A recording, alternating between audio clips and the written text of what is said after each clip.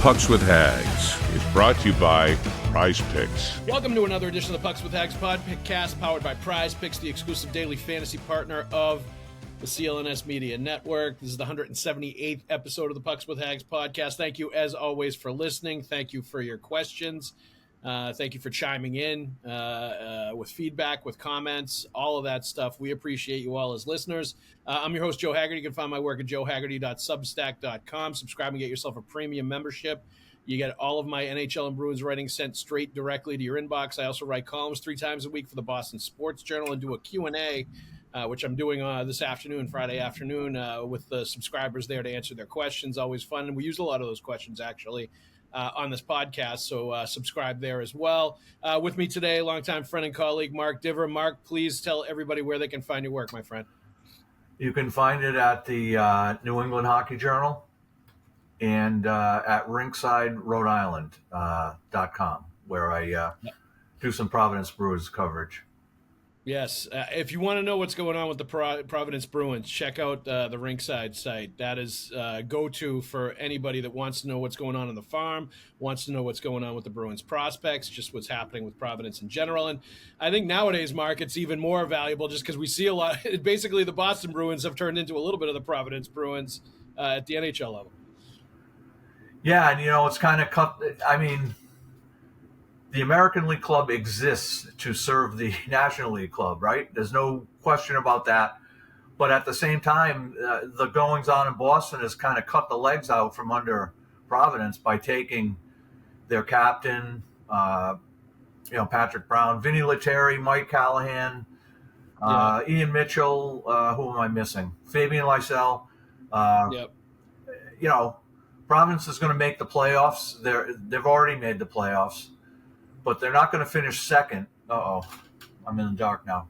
They're not going to finish second, which they might have if they had those players and be able to continue to win. But that's the way it goes. And, nobody down here is complaining about it. It's just a fact of life that there are call-ups, there are injuries up top, and the AHL team often loses their best players. So. Yeah, I mean, that's part of the challenge for Mooj and the staff that they know is part of the gig, right? When you're in the American League, is that you could be rolling along and then all of a sudden the NHL team has injuries, whatever, and they need guys called up, and you basically have to sort of be ready to go with that. And like this time of year, all of a sudden you get like college players dropped in your lap too, and, new signings, things like that happening as well. So it's really – you got to have your head on a swivel a little bit if you're coaching in the American League, especially during a season like the Bruins NHL team is having at this point. But we're going to get into all that because I think all that is interesting stuff. And there are some other interesting nuances as far as the call-ups and the non-call-ups that I want to get into too that I find very interesting. But before we get into that, I want to thank our sponsors. Our sponsor, Prize Picks, always awesome. Download the Prize Picks app today and use the code CLNS and get $50 instantly when you play $5. That's code CLNS on Prize Picks to get $50 instantly when you play $5. You don't even need to win to receive the $50 bonus. It's guaranteed. Prize Picks, run your game. All right. So in thinking about the call-ups and thinking about the young players and thinking about who's in the NHL and who's in the AHL, I did find it interesting. Like, it makes sense that they're going to call up guys like Patrick Brown and Vinny Lettieri, for a number of reasons, right? They're playing well and performing well down in Providence. They're good veterans. They're good pros. And I also think those guys would obviously rather be, I think, in the NHL if given the chance between the two. Like anybody in their position, they'd rather be accruing NHL games and continuing to show what they do, and maybe they flash and can win a job somewhere, whether it's in Boston or somewhere else, by playing NHL games at this point in the year. What's interesting to me is some other guys, the younger guys that are not with the NHL, whether it's Fraser Minton, whether it's Matt Patra. I think there's a few guys that probably ability-wise or talent-wise could help the NHL team, but it seems to me the Bruins management and the Bruins decision-makers want some of those impressionable young guys that are still forming as pro hockey players and developing to be in Providence in an environment where they're winning games, where there's a playoff push, where it's kind of a good vibe, Whereas I'm not sure it's quite as good a vibe going on in the NHL room right now, having lost 10 in a row and kind of struggling along here. And I'm just interested in your perspective on them being down there, not being up in the NHL, who they've decided to put up in Boston, and kind of the difference between the two right now, where one is making a playoff push and will be in the postseason, and the other one is basically playing out the string here and trying to do the best they can with an undermanned unit after the trade deadline. Yeah, so they're hoping down here and Boston management hoping for a long playoff run in the American League. Yep. Maybe that'll happen, maybe it won't. But if it does, the young, Minton, Patra, they'll be here for that, and they'll be key players. They'll be gobbling up a lot of ice time. Whereas up top, they'd be, struggling to keep their head above water. Yep. And I think, in Matt Patra's case, they had to rush him, and it's hurt him. It's hurt his development. Yep. Playing down here and having success, playing well, putting up points, being a key guy, that's an important step for a young player. And they kind of skipped that when last year they had to play him up top because they didn't have centers. Yep. In Minton's case, he had a hat trick in one of his early games, but you can watch I watch his games and I say, this guy's not ready. He's not ready. He's getting there. He's fairly close, but he's not there yet. And playing in the American League will, for the rest of this year, will help him. And going into next year, he'll be, I think, in better position to win a job out of camp with the NHL club because of his experience down here. We'll see how that pans out, what moves they make over the summer, who they sign, who they let go. But for right now, those two guys are right where they need to be, I would say. Yeah. That's interesting. Like, I have not seen a ton of Fraser Minton. I know the name. I remember when he was drafted. I know, he was doing fairly well in the Toronto organization. What have your impressions been of him watching him play down in Providence? And when you say he's not ready, what do you see in his game that you don't think is quite ready yet to come out of the oven? Well, he one thing that the fans should get used to is the idea that he is not he's not a top line center. Yeah. His ceiling might be as a very good third line center. Plays both ways, is not gifted with his stick. Okay, not a natural scorer. He can score. He's not a plug. He's not a guy who chops the puck up when he handles it. But he's not. He's not a gifted natural puck handler or scorer. So, just having success down here, putting the puck in the net more than he would up top, will be good for him in the long run, confidence-wise. So that's where I think he stands. I don't think he's far off from being a regular NHL player, but he's just not quite there yet. And also there's the getting used to the way the Bruins play, the defensive zone coverage. Yep. Making those mistakes in the American League is better than going up and making them in the National League, which, Mason Lohrei is a perfect example of that. Making the mistakes up top that he would have made down here, and nobody really would have thought anything of it. They would have just said, "Oh well, he's a prospect, he's learning." But better to make those mistakes in the American League, I believe, than in the National League and have the spotlight on you. Yeah, no doubt. And it's interesting you say third line center. The Bruins have a few of those, don't they? It seems like they got a lot of guys that are good candidates to be third line centers. Top line centers, as you know, are hard to come by. You got to finish in the top 5 to get one of those guys. And lo and behold, that's what the Bruins are right now. They are officially all right. Let's pull back and recap the Bruins situation here. They have lost 10 games in a row. They have scored 3 goals or fewer in 11 games in a row. To Mark's point, they dropped below the Buffalo Sabres in the Atlantic Division either yesterday or the day before. They are officially below the Sabres in the Atlantic Division. They are down with the absolute dregs of the NHL one of the bottom 5 teams, to your point, could you get a top 5 pick. And you would think, and Don Sweeney was out last week, I think it was, in the dub, watching a guy that's a pretty good center prospect that is expected to go top 10 for sure. He's an interesting guy too. The player he watched, he's had an injury most of this year and has been out. I saw some of his highlights, though. He looks like a pretty skilled guy. But you would expect, like, I've firmly believed for a while now, Mark, like, that's how you're going to get a top 6 center, a top line center. Absolutely. Like, I don't think you're going to be able to trade for that guy and get the guy that you really want. Certainly, I think we've learned in free agency it's going to be hard to do.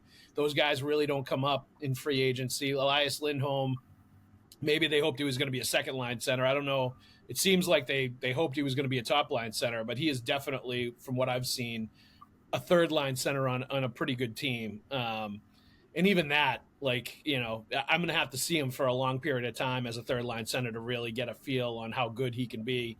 If he can even be as good as Charlie Coyle was in that kind of a position, just from what I've seen this year. I would hope so, but it's been tough. He's been a tough guy to try to analyze and look at and get a feel for, like, what his maximum level is going to be and what he's going to be able to bring consistently to this Bruins team. He was good in the game last night. But I think, to your point, like, if you want an impact guy down the middle, if you want a game-changing guy in the middle, you're going to have to get a top 5 pick, get a top 10 pick, and hit on that guy and make sure it is your guy, the guy you want, and he's going to be an answer sooner rather than later. Yeah, I mean, they can't miss on this one. They can't. No. It's got to be, you know, you got to draft a guy that's going to be a good NHL player at wherever they end up. I think inside the top 10 or the top 5. Yep. You know, and maybe not a guy, probably not a guy, I would say, that's going to help you very much next year. I think you're taking an 18-year-old kid that's probably going to, you know, play junior hockey or play college hockey, depending on who they pick.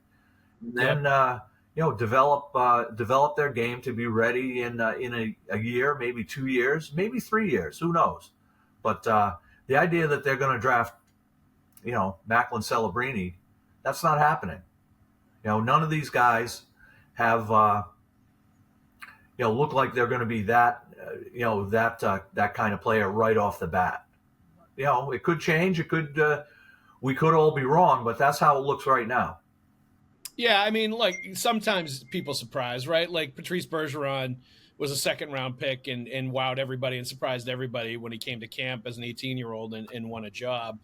But it seems like in this day and age, once you get past that number 1 overall pick, maybe the second guy, you know, other than the top 1, 2, 3 players in the draft, none of the other guys are the kind of physical freaks and specimens that would be able to survive in the NHL at 18 years old. It's a rare case, unless, like, it becomes a desperate situation where, you know, kind of like Patry you're talking about, where you got to rush a kid into something that he's not quite ready for because you just don't have the answers there, and you're hoping that kid can fill that spot. How has Patra been since he's been down, back down again? And I'm assuming he's playing all situations, big minutes, all that stuff. Well, he's been mostly good. You know, there's games when, like any player, you know, there's games when, you know, maybe he's not quite at his peak, but overall he's been good. You know, one little you know issue I have with him, and it's not something that's can't be cured or you know, corrected, is I'd like to see him compete hard every single shift. Yeah. Every single shift. Yeah. That's not always the case with him down here right now. You know, clearly that's something that's easily corrected and will be, I expect. But that's the one little flaw I would see right now, that where he's at right now. But mostly he's playing well. Yeah, no, you know what? I would say that's a fair observation from what I've seen of him at the NHL level too, where there are some throwaway shifts in there during a game. And I know there was some thought that, like, conditioning wise, he was having a hard time maintaining his level and that, like, top level each shift because, you know, for whatever reason, he was just one of those guys that had a hard time recovering, especially if he was out on the ice for a long shift trying to recover and you know, be exactly what he needed to be for the next shift when he goes out there. And I've definitely seen that. And, like, the other thing I would mention about him, just observing him, like, I like his battle on pucks, especially for his size. I like how competitive he is. I like how he sticks his nose in. He's very creative. Like, he sees guys. His vision on the ice is really good. But I feel like he's got to work on the speed and elusiveness in general, because part of the reason he takes the hits that he does is because he's not quite as fast as he needs to be. He's a little bit of a slower moving target with the puck that is going to get slammed sometimes because of that, you know, when he puts himself in dangerous positions to make plays. And I don't know what the limit or the level is to how fast he's ever going to get and explosive he's going to get as a skater. But, like, I think that's going to be a constant thing with him that he's going to have to continue to work on as well. Yeah, and I think, you know, the physical part, you know, when he first came down in November, and then again for a couple of games when he came down again in February or whenever it was, he was getting tossed around like an empty suitcase. Yeah, but recently I think he, I don't think he's added muscle, because that usually doesn't happen in season. But he's not, whether it's the positioning himself or whatever reason it might be, he's not getting bumped around, knocked down, tossed around like he was at first. So I think that's a positive step for sure. No, that definitely is. And that's good to hear. Like, that's just part of the natural sort of development of the young guys, figuring out when and where to go to certain places on the ice, when to, take chances with certain things and go to certain areas, when not to, like, how to elude those hits. Like, I was seeing Dylan McElrath fight VL the other night in the NHL game.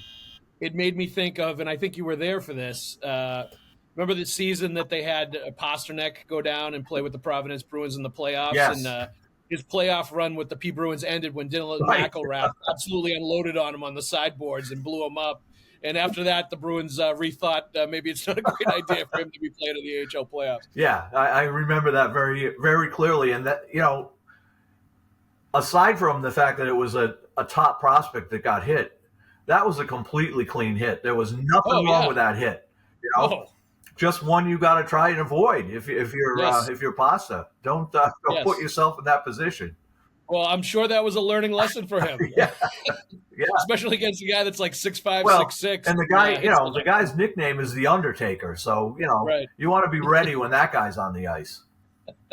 Yeah, that's another lesson for young players, is to know who's on the ice for the other team when you're out there too. Good awareness to have. And VL's another one, another AHL guy that's been up with the NHL recently too, that I'm sure is playing, a pretty decent sized role for the P Bruins, just as far as bringing energy and toughness and everything else. I've really enjoyed watching him this year because I get a kick out of how much room he gets, because everyone in the American League knows this guy.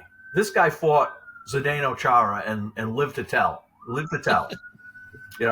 So when there's a scrum and guys will grab guys, the guy that grabs VL might not realize whose shirt he has, but when he sees who it is, he's like, okay, I'll be over here. I'm all set. It's funny to see. You need to have a few of those guys on every team. You really do. That buys room for himself and buys room for his line mates and people he's out on the ice with. Like, those guys are invaluable. And the Bruins used to have a lot of those players. And it was like, I'm a bit of a hockey Neanderthal with the fighting aspect of it, where I don't want to see it fully go away, and I continue to want to see it part of the NHL in a reasonable, like, safe way, where they can take care of business, and guys, if they want to drop the gloves, can do it. And it was like eye-opening a little bit just to see a real fight, to see VL and McElrath, guys that had played in the American League, that were not going to, like, as soon as they, like, fell to one knee, give up and go down and say, that's it, I'm done. And wanted to get their licks in, and it was an honest to goodness long, like, extended fight. Like, it's It's a little bit of a breath of fresh air, to be honest, to see Absolutely. something like that where guys are bringing that attitude and want to do it, rather than some of these guys that think it's a perfunctory part of the job. And it's, as soon as one of them goes down, it's like, all right, I'm going to go to the box. I Yeah. got hit once, I'm done. Well, in VL's case, he's not an NHL player, a regular NHL player, but he's got 12 goals in down here. He's got 12 Yep. goals. I'm going to whisper this, but Fabian Lysel only has 11. Jeffrey VL has 12. So he can play. He can play enough to be a good player down here, and he can go up and do what he did the other night. So he's a good guy to have around, like you said. No question. And I just like his kind of energy in a situation that the Boston Bruins are in. I think it's something you really need to have and keeps everybody honest. I really like that too. All right, let's take a break, and then we're going to get back into it. And I definitely want to talk about Fabian Lysel that you mentioned. But let's talk about Prize Picks for a sec. Prize Picks is the largest daily fantasy sports platform in North America and the easiest and most exciting way to play daily fantasy sports. Join over 10 million users and get started today. Instead of battling thousands of other players that could be pros or sharks, simply pick more or less than on 2 to 6 player stat projections, and you watch the winnings roll right in. It's fun, and it's pretty simple. Prize Picks is the best place to win cash while watching sports. Join over 10 million users and sign up today. On Prize Picks, you can mix and match player projections from different sports, combine your favorite hockey players with players from baseball, basketball, esports, and so much more.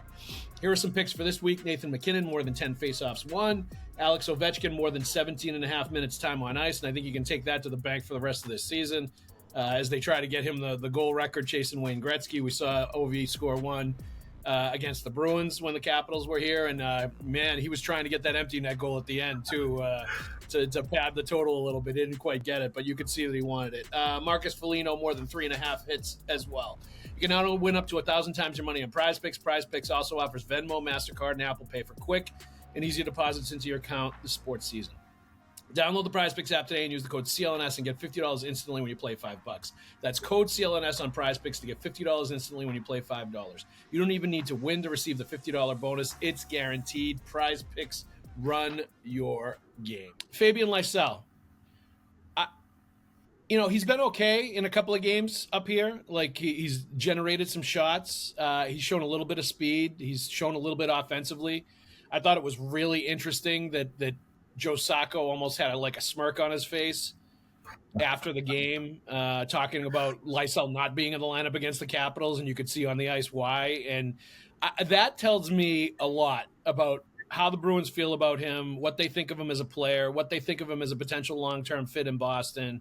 And just how they view him in general at this point, that they've got a read on him. And it's none of it's good. It tells me that they think he's not going to be able to handle heavy-duty NHL opponents where things get physical and tough, and where the ice, you have to battle for every inch, and it gets tight as far as the checking goes, and a team that gets in your face. And it tells me, like, what I've gathered for a while from Fabian Lysel is that he's probably not going to be a long-term player for the Bruins. Probably a guy that's going to get traded at some point if they can find, value in moving him somewhere. But they've determined at this point, I feel like, just watching and seeing what's happening, that he's not a part of the long-term picture here at all. It doesn't look that way, does it? No. Just back to the scratch against Washington for a second. Clearly you got Washington coming in, and you look at the rogues gallery of guys they can put out there that can hurt people. Wilson, McElrath, Duhaime, and others. You got to have a guy like VL in the lineup, or else. I don't know if you saw the Carolina-Washington game the next night. The Caps just completely bullied the Canes. They the Canes won the game, but some of their guys got the shit kicked out of them. Yeah. They didn't have Jeffrey VL.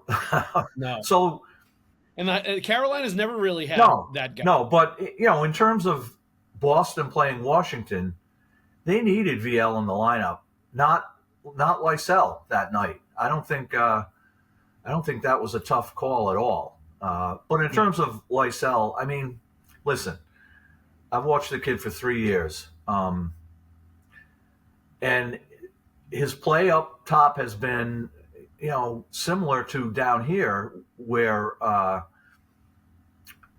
there's some flash, there's some dash, there's some speed, there's a nice play or two, and at the end of the night, next to his name in the box score is 0-0-0. Right. So, that as somebody said, or some people say all the time, it's a results business, and zeros, that's not a good result. So, I mean, you look at the look that they're giving him here. I think after one or two of those games, if it was somebody else that wasn't a first round pick, you'd never hear from him again. He'd be in Providence, and then you'd get the release during the summer that they traded him or something. But instead, they plug him in there again. The coach is talking about him every day, this, that. And, so I agree with you that his long-term future with the Bruins, I think, is in doubt. No question about it. Yeah, and Kevin Paul Dupont from the Boston Globe has joined us. What's up, Dupes? How are you? Better late than never, but I'll leave that to the viewers to decide. That's right. We'll leave that to the comments section on YouTube, and they can let you have it. My apologies. I'm sorry about this, guys. Oh, it's all good. We're talking about Fabian Lysel and just Joe Sacco's comments about him not playing against Washington. Equal parts him not being ready for that kind of heavy duty, and then also VL wanting him in there because of the way that Washington plays. But just his sort of like what you've thought of Lysel and what you've seen from him thus far. The prospect guru types get all excited about his speed and that he backs off defensemen, and like you can't possibly value or measure him just by points when he's got the speed and he does this and he does that. And there's some truth to that. But like as Mark said, and I agree with him, especially at the NHL, and especially if you're a first-round pick and you're expected to be a top 6 guy, it's a results-oriented business. Either you're putting up points or you're not. Like either you're producing or you're not. And if you're his kind of player where you're not doing much when you're not producing, you're not going to have a very long stay with an NHL team, even with the first-round investment. Your thoughts on Lysel and the shot they've given him and what you've seen out of him? Yeah, so I don't know how much I'll differ from Div, but I'm going to guess here not by much. Yeah. Yes, I agree. I mean, the draft nicks and the analytics experts get all caught up in variables, right? Often it's the speed variable, and this has gone away over the years. The size variable. It used to be if he's 6'3" and he's got a reach of XXX, and all well and good. The issue to me, and this is Lysel, and to a certain degree, Poitras, and I'll put an asterisk on that for a second, is compete level. It all comes down to compete. Terry O'Reilly could barely stand on his skates when he showed up, and I'm not exaggerating that. But it was all about compete and heart, and I know that can be exaggerated too, and I don't want to go to the Don Cherry end of the world. But it does come down to, do you want the puck or do you not want the puck? Are you willing to go get it if you don't have it? And then there's all the spatial awareness. Can you anticipate the play? Can you see the ice? That we saw Bergeron lived off many things, but his on ice awareness of positioning and where the puck would be and all of that. Well, I don't see that in Lysel. What I don't see most is, and again, this is a very small window, and it's, I think we'd all be dumb to indict whatever he is, 21 now, 22. He's a college senior maybe. So all in all, to me, it comes down to getting after it. Do you really want to be here? Do you really want to pay the price to get in there? And the odd part about that is, by my eye, if you've got speed, it's easier to do that today because you don't get killed like you used to. You don't have to go out there and fight. That was an initiation decades ago. You had to fight. You had to prove yourself. Well, if you've got blazing speed and you really want to use it and you really want to compete with it, man, the world is yours. Go get it. So that's what now Poitras, I will say, he's got the spatial awareness. He knows all that.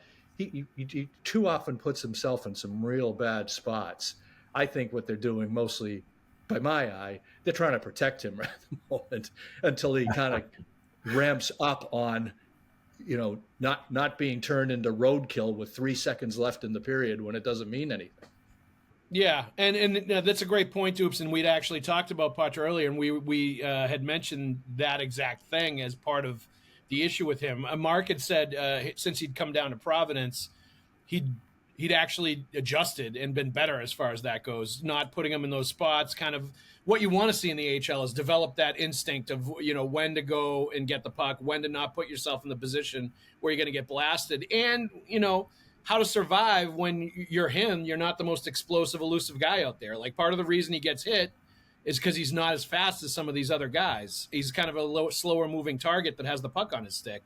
It's easier to hit those guys, and it's easier to blast them in certain areas if you're a defender. And I think he's maybe starting to figure out how that fits for him and how to survive given the skill set that he has. While, clearly he needs to get more explosive, faster as a skater. Like, that's something he's going to have to work on. And one thing that Mark had mentioned also was just the shift-to-shift energy levels and him being able to bring it every single shift he goes out there. And I think that's been an issue with him too, for sure. I think the conditioning end of it has definitely been part of it with Patra, especially if he has long shifts. He doesn't seem to recover as quickly as some other guys do to have the same level of energy when he goes out there afterwards.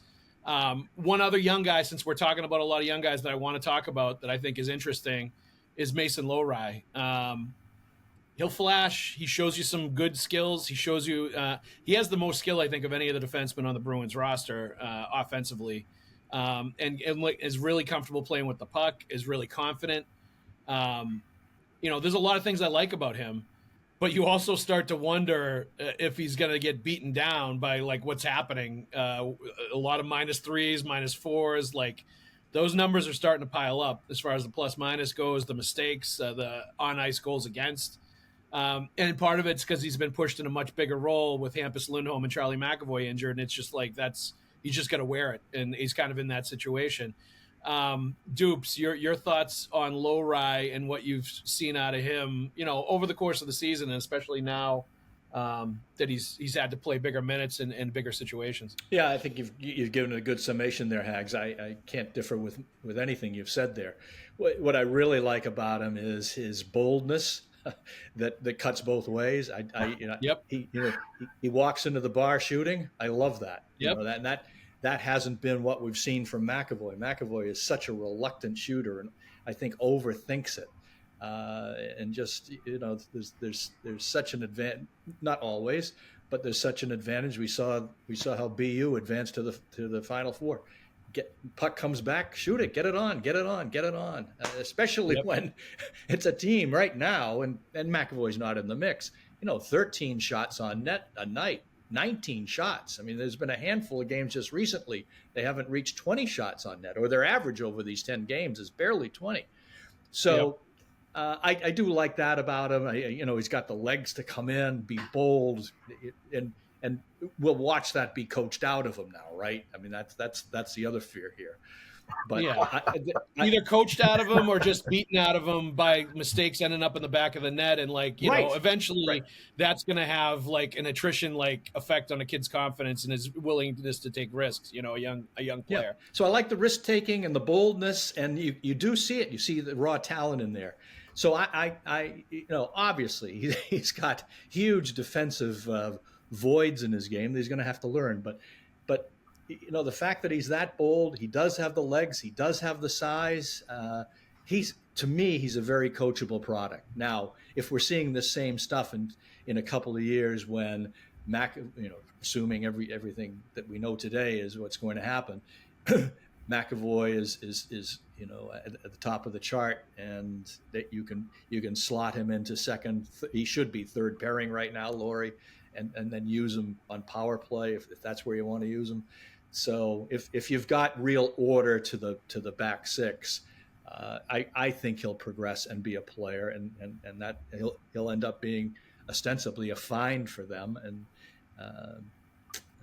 now it can go sideways a million ways, Div, right? Yeah, and would it have been different if he spent all of last season in the American League instead of going up and being thrown into the fire? I don't know. Maybe not. But I think you can make a case that he produced enough up top that they needed that. And, Yep. Now, back to the nose to the grindstone as far as defending goes. But, that's something he's going to have to get squared away, and the coaching staff is going to have to get squared away. No question about it. Or else, what is he, like -32? No, I mean, he's over -20 and in the month of March. It's not all his fault. That Definitely that not. number. There's a reason why people don't put as much faith in that number as they used to, because there's other ways to measure that are probably more accurate. But if you're -30, it ain't good. It ain't good. No. No matter how you slice it.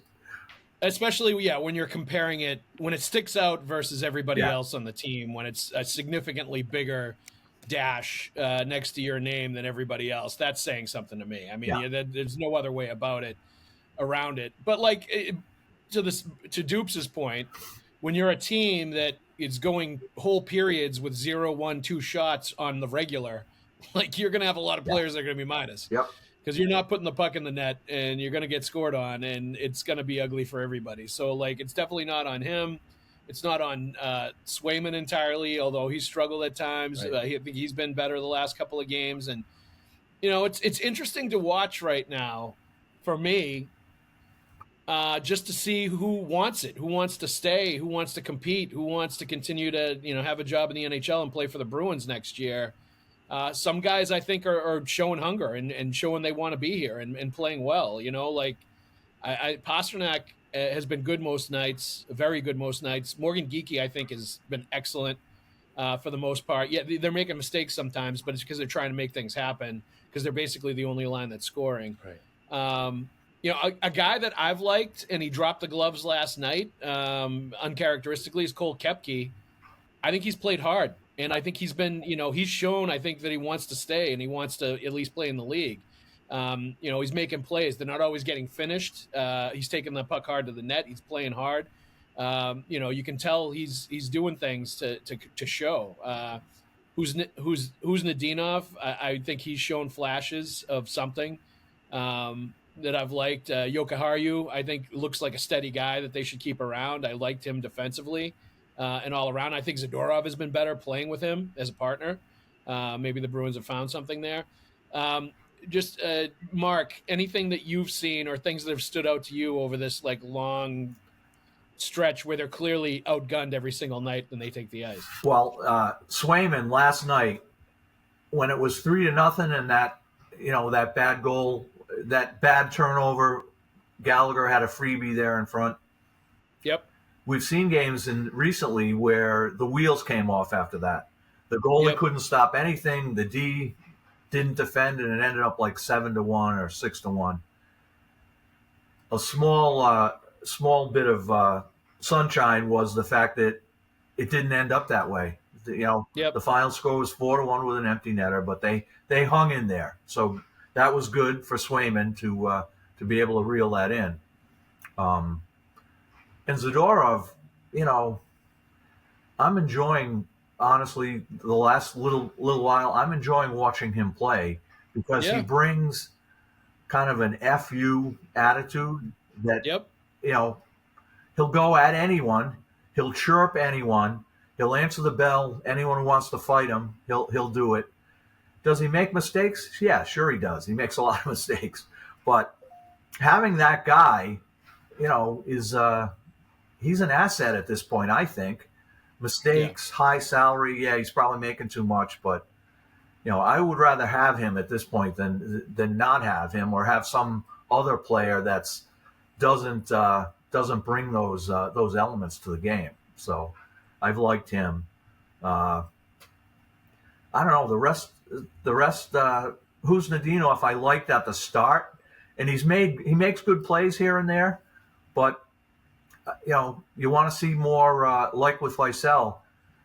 It's about production. It's about scoring. It's about scoring chances. If he can ramp that up and do more of that, then I think he's a keeper. And I think they went out and got him with the idea that we can he can be something in the league, and I think that's what they were thinking. Yep. The rest of them, I don't know. It's a lot of American League guys that'll be in Providence, and we'll see who they replace them with in the off season. It's been as much as the fans and some people are clutching their pearls over how bad they are. This has been Don Sweeney this year he may have dropped the ball last summer, but his moves at the deadline have been it's been some of his best work. Yep. To position themselves for this tank. They're in the top 5. That's right where you want to be. Getting into the playoffs and getting blown out in the first round isn't going to take you anywhere. It's not going to satisfy anyone, I don't think. Maybe the owner, but I think that's where they're at. They're you get McAvoy back and the other guy Hampus, and you're already better going into next season. And I think Swayman's going to be a lot better next year too. You got to hope so, right? I mean, but his play in the last 2 games has been encouraging. So yeah. Yep. Yeah. Dupes, your thoughts on the state of the Bruins right now? Well, my main thought at the moment is the 3 of us are a bundle of joy. Hey, and I don't disagree with a word of it. I suppose you're gonna be. Listen, the one thing you can't do, I've learned in being in this business for a long time, Dupes, is you can't bullshit Boston sports fans. No, absolutely. That's the best smart. part They about get it. Right. They know what's going on. Like, you can try to put lipstick on a pig if you're like writing press releases and doing other stuff, but you got to be honest about it if you're going to actually cover the sports. Yeah. And that I'm glad you bring that up, because in a couple of weeks we'll all be sitting down for the annual autopsy post-mortem with Sweeney, Neely, and Charles in charge, and we'll all be expected to be that stupid, right? So, to Don Sweeney's credit, I will give him endless credit for this. He flogs himself all the time. Like, he takes the blame for things. He takes responsibility and accountability for stuff. He never skirts that, and he's going to have to this time, and he will again. I'm sure. If you remember last year, he told us he had to remind us how often we're wrong, right? Yes, well, and again, yes, we are. But if the general manager would talk now and then, maybe we'd get it right? If you made the team president and the GM, and if they wanted to be out there and talk the sport, and we see this in other cities where, frankly, they don't have the I don't mean this in the way it might sound, the adulating media or the committed media, the numbers of people that will come. And now, I was there this week a couple of times for Bruins practice. We had 3 people in the press box for a recent practice. So they're not guaranteed. So it's one thing. Absolutely. And I muck it up more than most in terms of getting stuff wrong. Read wrong, some technicality in the CBA. But, that's the wrong way to go. I'll say this, a couple of random thoughts, and I don't know how much time we have. To that plus-minus figure, Patrice Bergeron was minus 28 his 3rd season in the league.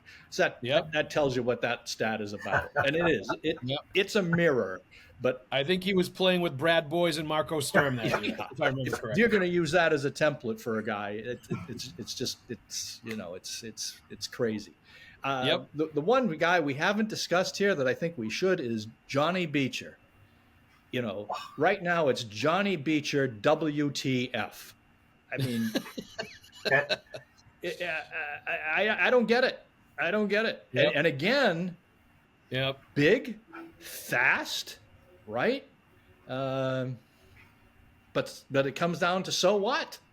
So I don't know whether he doesn't have the mind for the game. I don't know whether he's unreachable in terms of coaching. Again, nice kid, all that, blah, blah, blah, blah, blah, blah, blah. Well, he can't finish. There's zero finish to his game. He's like, I had equated him a lot when I watched him to Daniel Paille in terms of a guy that had speed, a guy that had some toughness and a little bit of physicality, a guy that with his physical tools always put himself in pretty good offensive positions or did routinely. but had zero hands and zero ability to finish when he put himself in a good chance to score. And I think we've seen that now with Beecher a lot. And it goes beyond that, Dupes. I agree with you that the tools that he has, he should be a much bigger factor than he is in games, and should be doing much more than he is. Yeah, and again, do I think he'll be a 30, 60 guy? No. But apply those skills to a role that you can make a career out of, right? And to a certain extent, at the far end of that discussion is identify your tools, use them, channel them. Morgan Geekie, right? Not blessed. I mean, he is blessed with a hell of a shot. I'll say that. Yep. But it's compete. It's get in there. Yep. Go to the net. Try. Use your body. Get in there. Take the risk. Yep. Take the beating. All of that. If you're not going to get into the take the pain, take the beating, compete. Another prime example of this is Marchand, who may end up in the Hall of Fame. Little guy. Not an abundance of skill. If you go back to that whole thing about analytics and size and all that, what is it? Yep. He wanted it. And there are guys who want it and do try, and they can't get there. Those are the ones that break my heart. A guy you see is out there. He's got no talent, but he does go out there and grind. But when you I would put Patrick Brown in that category as a guy that's a very limited ceiling-wise, talent-wise, limited ceiling, but you can tell he's working his bag off every shift, and he's doing everything he possibly can to keep up and to become a factor. Right. One thing I'll say about Johnny Beecher, and that I think figures in to me, is there's an entitlement there. Yep. That he was a first-round pick. He made the team last year, even though what exactly did he do to make the team besides being drafted in the first round? He didn't really pay his dues in Providence. He was there for a while, but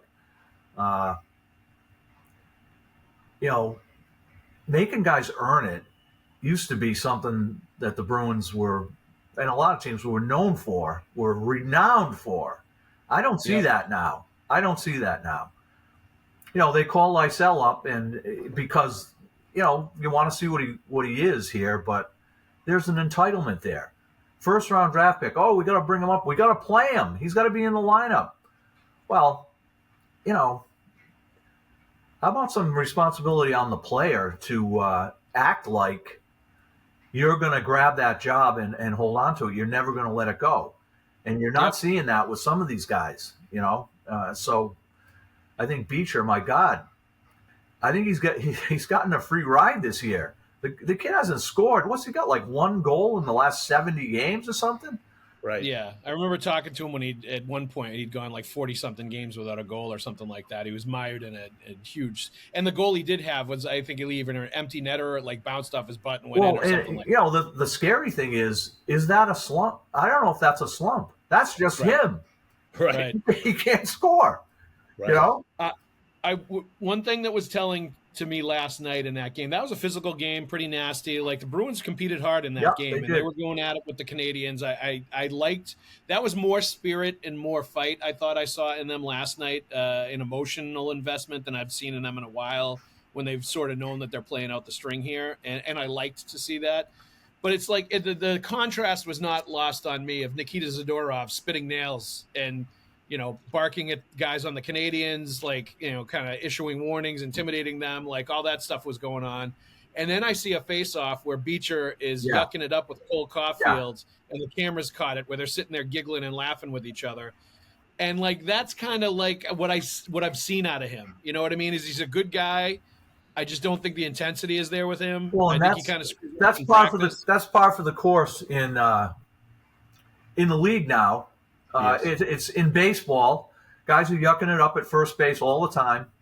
Yep. But hey, it's I'm an old guy, so this is my frame of reference. But can you imagine something like that happen? Say when Terry O'Reilly was either in uniform or on the bench for the Bruins. Thank you. Yeah. Good God. Yeah. That's where it's you unimaginable. Yeah, that's where a captain grabs the guy in the room after, and he gets right in his face and said, "Listen, I don't care if he's your best pal. That's not these 2 or 3 hours. He's not your best pal. Right. Yep. I agree. And like right now, I think there's a void because there's no captain. And I do think, is Pasternak the kind of guy that would do that? Is McAvoy the kind of guy that would do that? Maybe. I'm not sure. Do they need a guy like that would do that? Because there's a void with that kind of a guy. Like Zadorov, I think, will do that. So it's interesting to see how this is going to shake out from a leadership perspective, with I feel like McAvoy and Pasternak both kind of jockeying to want to be captain. I think it's obvious both of them want that letter. It's going to be interesting to see how that whole thing plays out. One final question before we go, guys, because we're wrapping up here. I'll start with you, Dupes, first. Dupes, what is your confidence level that Bruins scouting, Bruins management is going to hit on this top 5 pick, where they absolutely, I think, need to draft a number 1 center and a guy that is going to be able to take over that mantle, with seemingly everybody being a third-line center on this roster right now? Well, if history is prologue, then I've got my doubts, and I think those are well-founded doubts. Typically, you can't miss in the top 5. Now, Does that mean you get a franchise player there? No. Is that somebody who's going to come in and be a rainmaker next year? Probably not. Those are vastly few and far between. So I don't go into it with great confidence. I have more confidence just in the draft position than who's going to ultimately make the call. And what you're framing here, Joe, is a very good question for everything going forward. Is, if they got the right general manager, if they got the right team president, if they got the right scouting department. And I'm sure your email box is as cluttered as mine from the fan base saying absolutely not. Yep. No, I think it's fair. And that is all going to be up for debate and up for question and up for discussion once the season's over. And there's a lot of hard, tough questions that the Bruins are going to have to answer after the bottom is dropped out here. And, after trading the players that they did and everything, and the track record, frankly, for, some of the first round picks that they have made. I know they talk about like having traded away a lot of first round picks, and that's true. And have made a lot of picks at the end of the first round where it's more difficult to hit on players. Oh, that's true too. But they have missed on first round players like Urho Vakanainen, miss. Johnny Beecher, miss. They've played in the NHL, but they're very fringe, borderline NHL players as far as I'm concerned. And they've had too many of those. Mark, your confidence level that they're going to hit on this pick? Well, this may be counterintuitive, but I'm going to hang my hat on the fact that Don Sweeney himself is out beating the bushes in the Western Hockey League and the Ontario League to actually see these guys himself in person, not relying on their scout, in Moose Jaw or, Owen Sound or someplace. He's actually out there seeing these guys, theoretically talking to them, meeting with them, talking to their coaches and their teammates about what these guys are about. So I combine that with the high, it's going to be a high pick. And like Dupe said, one that you can miss on it, but your odds are a lot better than if you're picking, 20th, say, or 29th. So that's a thin thread there, but that's all I got. I'm the fact that Don's out there watching these guys, I think that's a positive. Some of these bad picks, it comes back to the GM, but there are other guys to blame for some of those, and not necessarily Don, although the buck stops there. Yep. No, I think we'll take any available thread to hang on to at this point, Mark, for sure. So good job, boys. Thank you, Dupes. Thank you, Mark. Right, let's also thank our sponsors. Download the Prize Picks app today and use the code CLNS and get $50 instantly when you play $5. That's code CLNS on Prize Picks to get $50 instantly when you play $5. You don't even need to win to receive the $50 bonus. It's guaranteed. Prize Picks, run your game. Mark Divver, Kevin Dupont, thanks for joining us. Thanks, Joe. Everybody else out there, thank you very much for listening. We'll see you at the rink.